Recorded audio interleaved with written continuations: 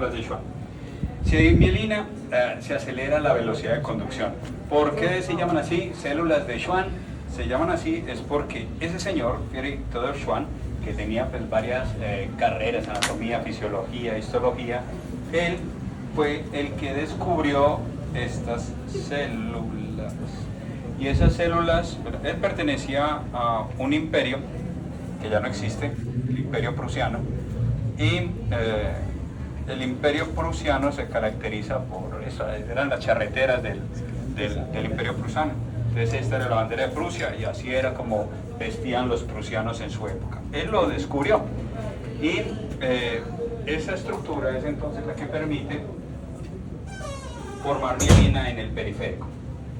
Un pedacito de un axón, una célula de Schwann. Un pedacito de un axón, una célula de Schwann. ¿Sí? Aquí tendríamos, esto vendría siendo una sola célula de Schwann. Este es un segmento del axón. Y aquí tendríamos a la neurona envolviendo completamente ese pedacito del axón.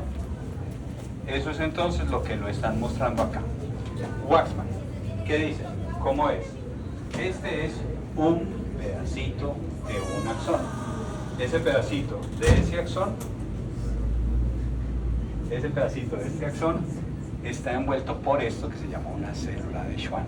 Entonces la célula de Schwann, ¿qué hace? Ella llega y se pega al segmento del axón y comienza a envolverlo como si fueran capas de cebolla. Y así quedó este pedazo mielinizado. ¿Qué es esto morado? Es el núcleo de una célula de Schwann. Este pedacito acá es un núcleo.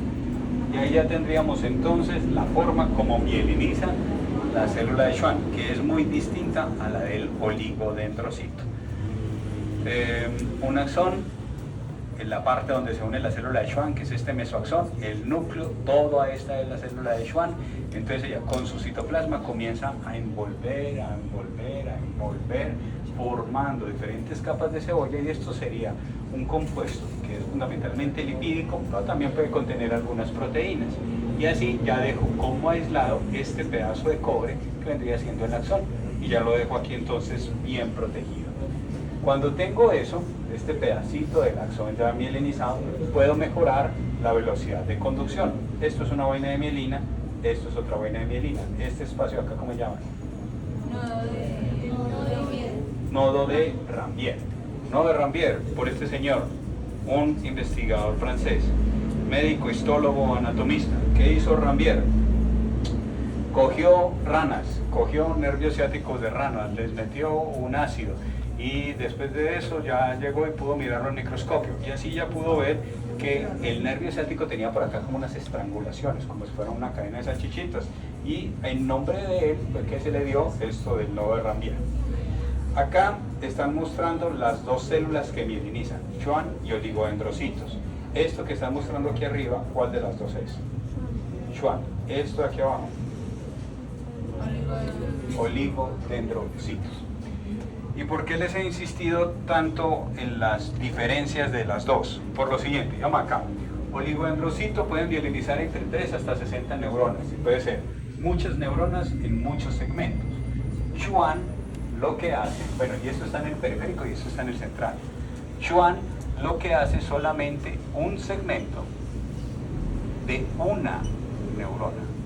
O sea, para un pedacito del axón voy a mielinizar solamente un segmento, ¿sí?, de una neurona. La importancia de eso, mírenla acá, es que si yo pierdo esto, lo puedo recuperar fácilmente. Por eso las lesiones en el periférico son más fáciles de reparar. Las lesiones en el central no. Por ejemplo, una lesión en el central, lo que la gente llama un derrame, un accidente cerebrovascular, se tapa y se quedan varias partes del cerebro sin oxígeno, se mueren, y al tratar de reparar, bueno, también se mueren oligodendrocitos. Si se muere un oligodendrocito, se perdió la mielina de al menos 60 neuronas. Entonces es mucho más complicado los daños acá arriba que acá. Acá puedo reparar, acá no tanto, ¿sí? Esto es del central, y del central dijimos médula más encéfalo. Pares craneales, ¿dónde están? En el periférico, ¿sí? Y aquí hay una excepción. La excepción es esta, que esto sirve para el sistema nervioso central, para producir mielina acá en el central, más el segundo par craneal. Y el segundo par craneal es uno fundamental para ustedes, el nervio óptico, ¿sí? El que permite ver. Entonces, el segundo par es mielinizado por oligodendrocitos. En el sistema nervioso periférico, pues irían otros pares craneales, por ejemplo, desde el tercero hasta el 12. ¿Sí? Entonces, esos pares craneales, pues esos sí ya son de células de Schwann. Ejemplos de enfermedades, por ejemplo, una que se aumentó mucho con COVID, Guillain-Barré. En el Guillain-Barré es una enfermedad desmielinizante en la cual se va perdiendo mielina en el periférico. La persona, generalmente son pelados, que comienzan a perder la sensibilidad en los pies, sube hasta que llega el diafragma. Si llega el diafragma no pueden respirar, necesitan una UCI para poder ventilar y finalmente la gran mayoría afortunadamente salen, pero es una enfermedad delicada. Entonces, este tendría siendo el Guillain-Barré, y después de COVID incrementó el número de casos de Guillain-Barré. Ejemplo de una de acá, esclerosis múltiple.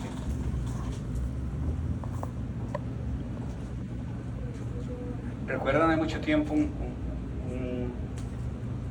un reto que hacían los jugadores, Ronaldo y todo eso, que eran como echarse cubos de hielo, así, como agua con hielo, así, que recogían plata con eso, el Pocket Ice?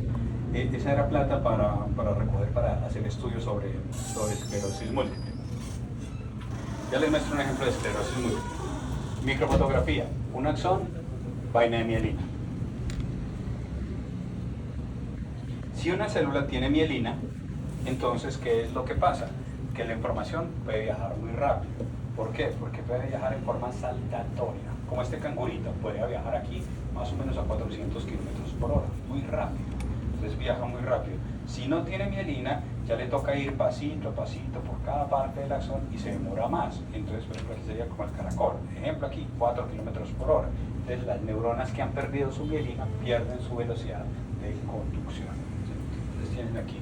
Si eso está mielinizado y se desmieliniza, la información visual no va a ir tan rápido. Ahí tienen entonces una comparación, neurona con mielina, neurona sin mielina. No todas las neuronas tienen mielina, unas sí y otras no. Las que no tienen mielina pasan la información pues mucho más lento. ¿Sí? Esclerosis múltiple, vista entonces en cómo. Enfermedad autoinmune. El cuerpo erróneamente ataca la mielina, cree que la mielina es algo raro, se equivocó y entonces la comienza a atacar, entonces destruye la mielina, pero acá, en el sistema nervioso central, de la daña en el céfalo, en médula y en el segundo par craneal. ¿Qué puede ocurrir en esta persona? Que tenga una neuritis óptica, que comience a perder entonces aquí capacidad visual, además de la debilidad y los problemas sensoriales. Entonces, esto es una enfermedad autoinmune en la cual el nervio se perdió.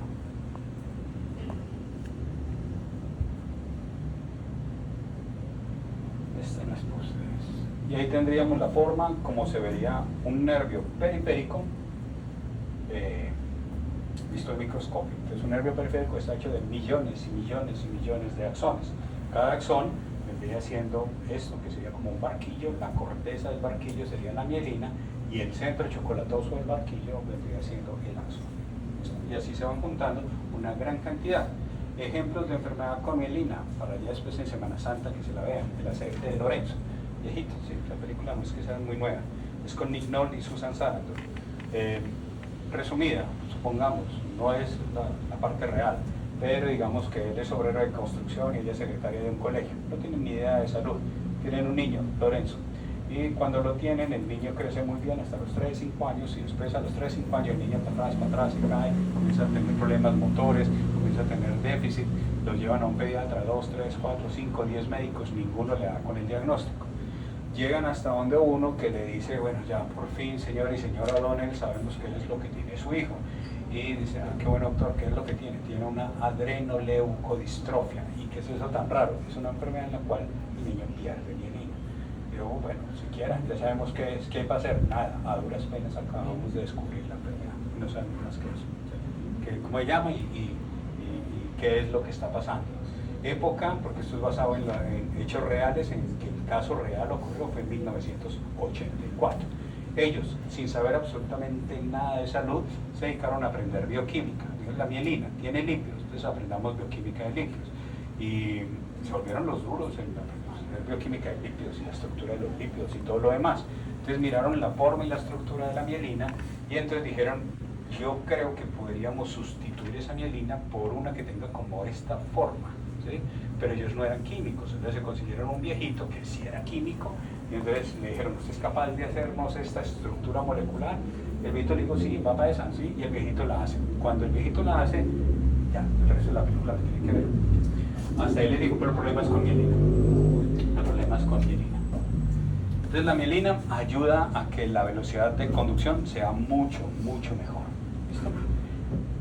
Terminando entonces, acá, para todas las células de la glía tendríamos sistema nervioso central, tendríamos oligodendrocitos para producir mielina, microglía para muchas funciones, recoger basura, mejorar la sinapsis, actuar en la inflamación, dar los medios propicios para la reparación, y aquí tendríamos los astrocitos con proporcionar nutrientes, el equilibrio hemostático, esto para producir líquidos cefalorraquídeo, y en el sistema nervioso periférico tendríamos células de Schwann y estas que son las últimas que hacían falta en la glía, las células satélite. Las células satélite son unas células que cubren el soma de las neuronas unipolares. ¿Para qué sirve una neurona unipolar? Sensorial, la sensación. ¿Sí? Entonces, sensorial, descubre este cuerpo soma y funciona muy parecido a un astrocito. O sea, lo mismo que hace un astrocito, lo va a hacer entonces esa célula que vendría siendo las células satélites, las que están entonces cubriendo esta parte de una neurona del sistema nervioso periférico. ¿Preguntas hasta acá? Bueno, así es como se ve,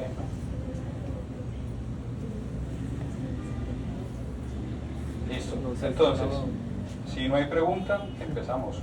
Quiz de neuroglía. Hojita. Ya arrancamos. Primera pregunta.